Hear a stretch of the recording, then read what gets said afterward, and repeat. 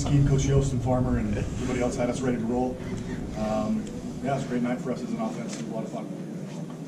Yeah, for me, like you said, just a great night on both sides of the ball, offense and defense. I mean, offense, we were able to move the ball like how we wanted. I mean, there was a couple of drives, went 3 and out, but that happens. And the defense, I mean, they had a tremendous game. I think it said like 14 rushing yards or something like that. So, I mean, they played a great game, and that's all I got to say. Quinn, man, I got to ask you because I know somebody's going to, so I'll go ahead and do it. Being back here, playing your old team, what was that like, and to come back and put it on them like this? Surreal. It was awesome. You know, to come back down. You know, I spent 3 years of my life here in Provo playing for this program for Bronco and Kalani, and to come back down with my brothers from Logan and to win in that fashion and to dominate them, frankly. You know, it was a great way to come off a bye week and be together as a team here, and it's great. So I appreciate the question. It felt great. Kind of on that second road game of the year, and both times you've managed to silence a pretty large crowd.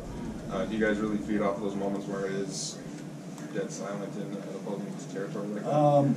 Even as far as us go, I would say that we do a really good job in practice of having everything be really loud, and so we get used to functioning as a unit with noise, and so when you get here, you kind of just tune it out, and then when it gets quiet, it just kind of feels the same because you haven't been paying attention to them anyways.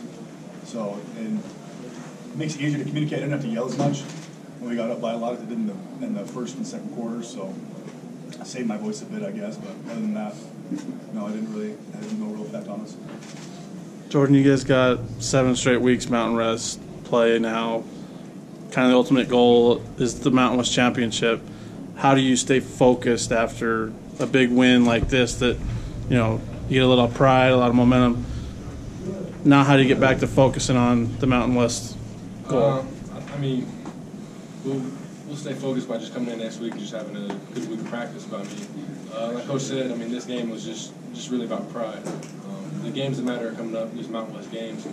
These are the ones that matter, so I don't think we'll have a problem staying focused. If I could add on to that, I mean, all week we've been talking about winning the Mountain West. Probably more than we've been talking about beating BYU. I mean, we break down as our goals to win a Mountain West championship, and that's how we break every practice and every period. So there'll be no refocusing because we were focused on it. How good does it feel to bring the last people that are behind you wanting this win? Does it feel, I mean, just tell me what it's like to be the one being able to carry it back to them. No, it feels great. They said it hasn't been back there back-to-back years in like 40-something years. So, I mean, it feels great to have back-to-back wins and just keep it in cash value. I feel like we might have wasted a little bit of gas bringing it down.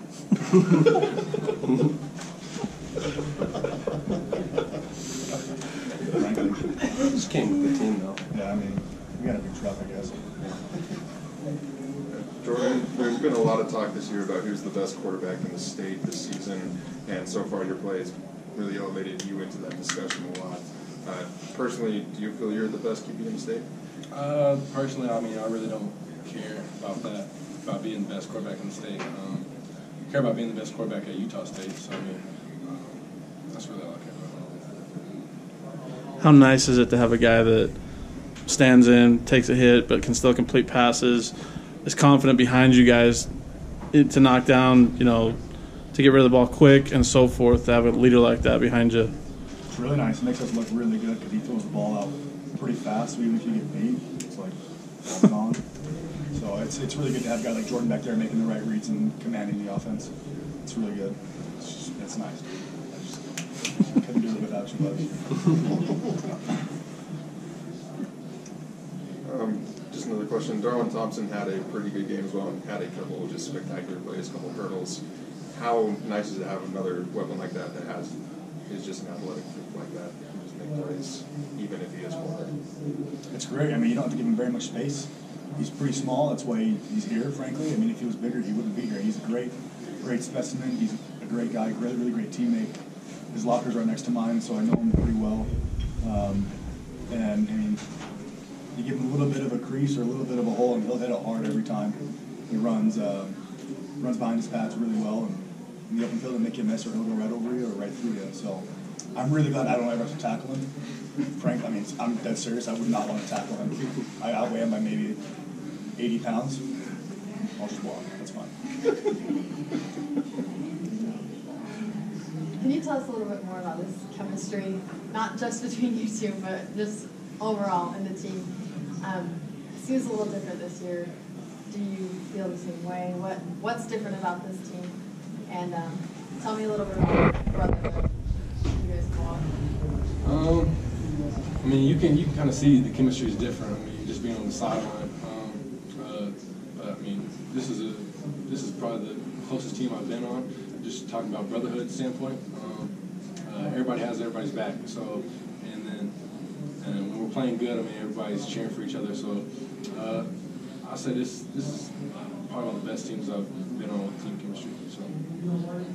So we got a lot of guys who are interested in the team doing well, as opposed to having a lot of guys who are interested in themselves doing well.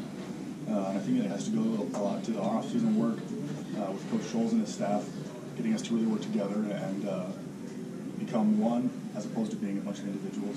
So it's been really good that people want to succeed collectively, and for that we have motivation.